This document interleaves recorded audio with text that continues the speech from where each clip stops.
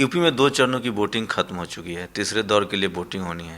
मेरे साथ सुधींद्र भदौरिया हैं जो लगातार बीएसपी के जो जो पक्ष है वो टीवी चैनल हो, अखबार हो, वहाँ रखते हैं। जिस तरह से लगातार बीएसपी को ओपिनियन पोल के माध्यम से पीछे दिखाने की कोशिश हो रही थी, अब जबकि तमाम अखबार और मीडिया जो है वो अब बीएसपी के बारे में बात करने लगी है, तो ये बदलाव को वो किस तरह से देख रहे हैं और ग्राउंड पे क्या है बीएसपी की स्थिति। और लगातार एक संपादक को जेल भी जाना पड़ा, तो चूँकि सुधींद्र भदौरिया जी मीडिया में लगातार बने रहते हैं, बीएसपी का पक्ष रखते हैं, तो हालात किस तरफ बदल रहे हैं, मीडिया वायसनेस को लेकर उनका क्या कहना है और ग्राउंड पर क्या रिपोर्ट है, इन सब मुद्दों पर हम बात करेंगे। सर, 2 फेज के चुनाव खत्म हो चुके हैं।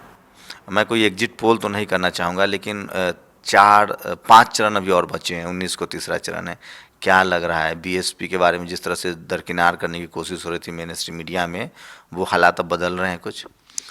देखिए, जो कॉरपोरेट जगत है और इस देश का वेस्टेड इंटरेस्ट है, वो निसंदेह बहुजन समाज पार्टी का जो सोशल फिलॉसफी है समता मूलक समाज की, जिसको बहन मायावती जी आज पूरे उत्तर प्रदेश में और देश में जिसको आगे बढ़ा रही हैं, उससे ये लोग परहेज करते हैं और इसीलिए बहन मायावती जी को हमेशा कम आंकते थे। बहुजन समाज पार्टी को मान्यवर काशीराम जी के समय में भी कम आंकते थे, पर क्योंकि ये जो जन उभार है या इतिहास का चक्का, इसको वापस नहीं लौटाया जा सकता और वो चक्का को बहन मायावती जी बढ़ा रही हैं और वो रुक नहीं रहा है। तो अब उन लोगों को भी एहसास हो गया है, हालांकि इन्होंने पूरी कोशिश की ओपिनियन पोल्स के माध्यम से, अन्य और माध्यम जो इनके पास, एग्जिट पोल छाप दिया गया। हाँ, इन सब माध्यमों से इन्होंने ये कोशिशें की, पर अब जनता खड़ी हुई है। दलित समाज है, मुस्लिम हैं, किसान हैं, बेरोजगार नौजवान हैं, महिलाएं हैं, ये फौलाद और चट्टान की तरह बहन मायावती जी के साथ और बहुजन समाज के साथ इस समय खड़ी हुई हैं। इससे इनके अंदर अब घबराहट पैदा है। बहन मायावती जी की जहाँ जहाँ सभाएं हो रही हैं, लाखों लाख लोग आ रहे हैं। मैं स्वयं एक बहुजन समाज पार्टी के कार्यकर्ता के तौर पर इटावा में था, कानपुर में था, अन्य जगहों पर था, उनकी सभाओं में था। मैंने जिस तरह का उत्साह, जन उभार देखा है, ये अप्रत्याशित जन उभार, ये इतनी गर्माहट पैदा कर रहा है इस चुनाव के अभियान के अंदर कि बहन मायावती जी को प्रचंड बहुमत मिलेगा, इसका मुझे पूरा पूरा विश्वास है।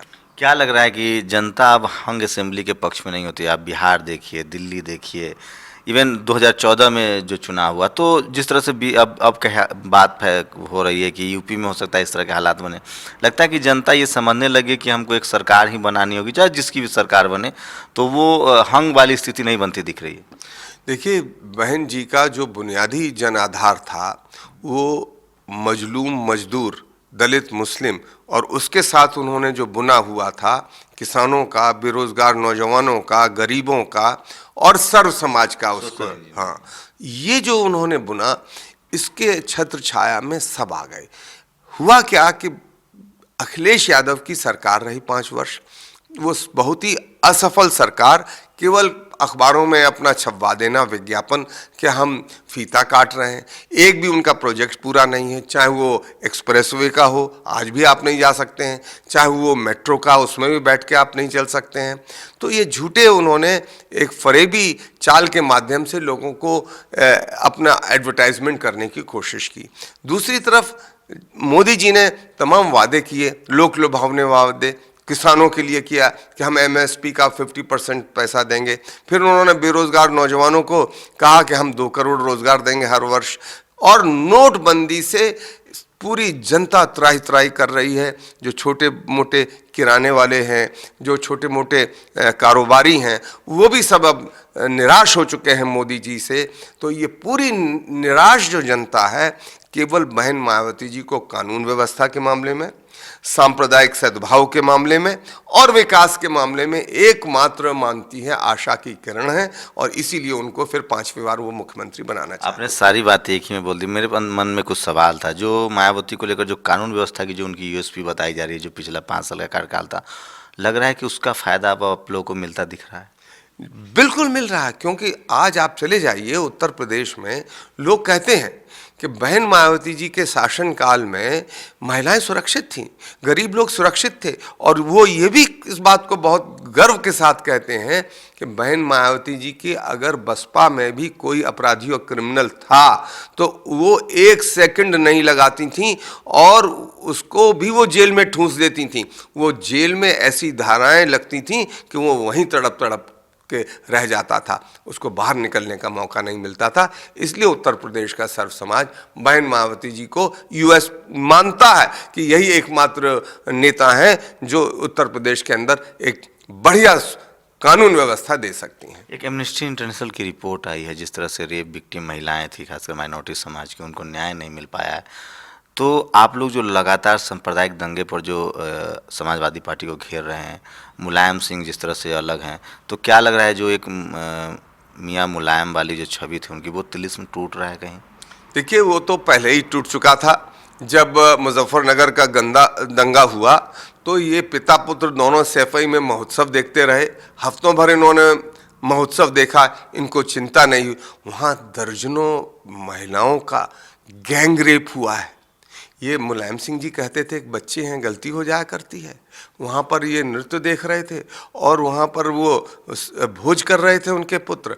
मैं कहना ये चाहता हूँ कि ये इतनी दर्दनाक और शर्मनाक घटना थी इस देश की आज़ादी की, जिसमें 1 लाख लोग बेघर हो गए, सैकड़ों लोगों की जान गई, दर्जनों महिलाओं के साथ गैंग रेप हुआ। समाजवादी पार्टी ने उफ भी नहीं किया। बहन मायावती जी को ये देश के लोग मानते हैं, और उत्तर प्रदेश में विशेषकर मुस्लिम समाज भी और सर्व समाज मानता है। महिलाओं के मामले में उनके सम्मान के लिए जो एमनेस्टी इंटरनेशनल की आप रिपोर्ट का जिक्र कर रहे हैं, उसमें पूरी तरह से विस्तार से दिया गया है। वो मानते हैं कि बहन मायावती जी रहती तो ये सब नहीं घटने पाता, इसीलिए इस बार वो बहन जी के साथ खड़े हुए हैं। अखिलेश और राहुल एक साथ आए हैं, तो इस गठबंधन को लेकर कई तरह के प्रचार आ रहे हैं, उस पर आप लोगों की क्या प्रतिक्रिया है? देखिए, ऐसा है, इस गठबंधन को शुरू से ही जनता एक ठगबंधन के तौर पर देख रही थी उत्तर प्रदेश में। ठगबंधन का हाल ये है कि समाजवादी पार्टी के उम्मीदवार कांग्रेस पार्टी के खिलाफ लड़ रहे हैं। समाजवादी पार्टी के अंदर उनके चाचा शिवपाल सिंह, उनके तमाम कार्यकर्तागण जो उनसे जुड़े हुए हैं, वो समाजवादी पार्टी को हराने में लगे हुए हैं।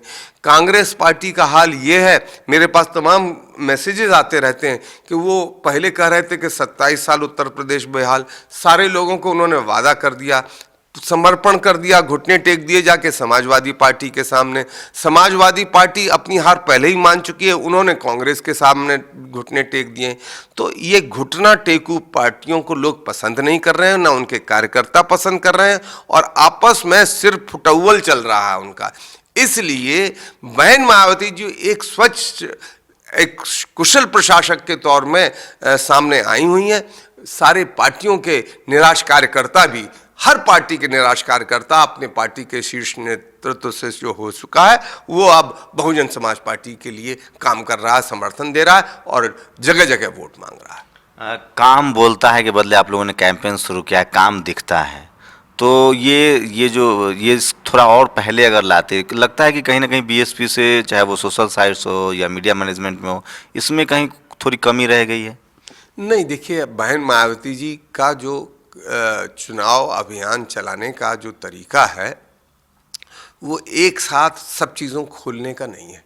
धीरे धीरे एक उन्होंने अभियान चलाया। सबसे पहले उन्होंने धीरे धीरे सारे पूरे प्रदेश में कैंडिडेट डिक्लेयर किए, फिर पोलिंग बूथ की कमेटीज़ बनाई, फिर धीरे धीरे सब जगह मीटिंग्स हुई, और उसके बाद सबसे पहले उन्होंने ही अपनी मीटिंग शुरू कर दी। 5 बड़े सेंटरों पर अलग अलग उत्तर प्रदेश में सभाएं हुई। अब वो हर जिलों में जा रही हैं, मीटिंग कर रही हैं, और इसी तरह से जो हमारे पास सीमित ताकत और साधन है, हमारे समर्थकों का जो जन उभार है, वो सब लोग अपने स्तर पर, चाहे वो सोशल मीडिया हो, क्योंकि उनके पास तो पैसा है, धनबल है, बाहुबल है, हमारे पास जनबल है। हम जनबल के माध्यम से इस धनबल और बाहुबल का मुकाबला कर रहे हैं, और जनबल की निस्संदेह विजय होगी, हमें ऐसा पूरा विश्वास है। मोदी जी ने कहा है कि यूपी ने उनको गोद लिया है, और यूपी उनको अपनाएगी, इसको किस तरह से देख रहे हैं आप लोग?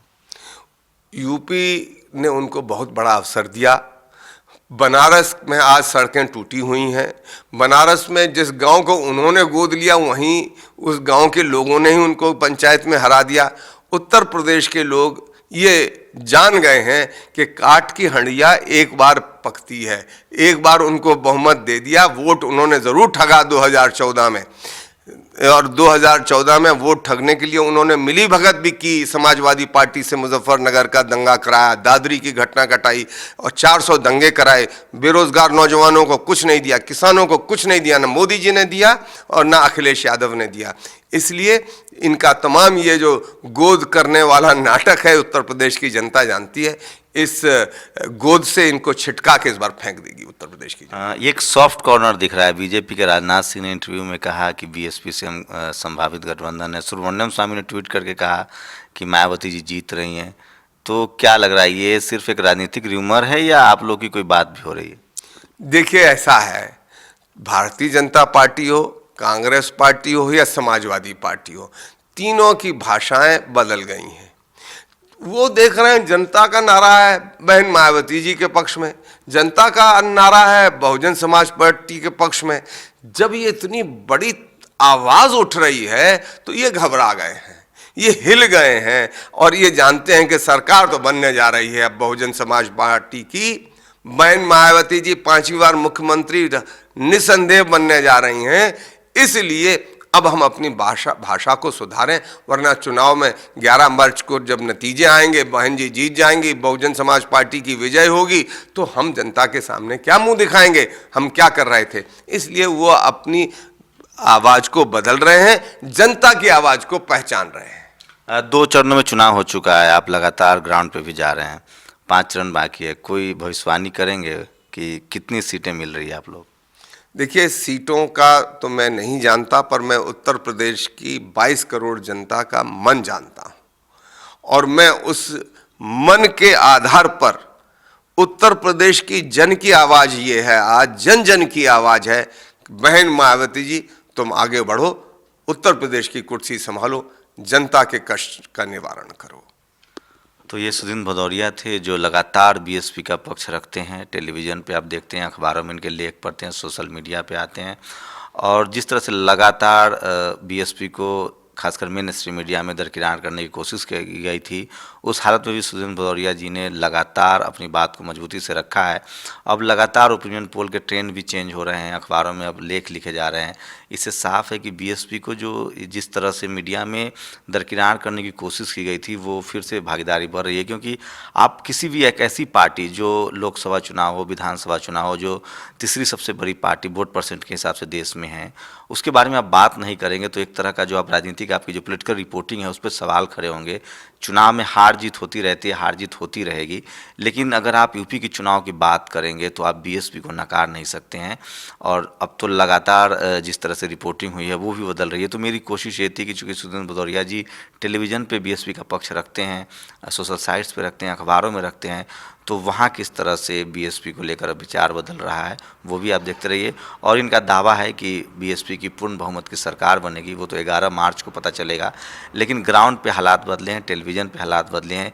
ये एक बहुत ज़रूरी है खासकर पत्रकारों के लिए कि आप किसी राज्य में चुनाव की रिपोर्टिंग कर रहे हैं तो आप बराबर स्पेस तमाम राजनीतिक दलों को दें जो वहाँ कंटेस्ट कर रहे हैं।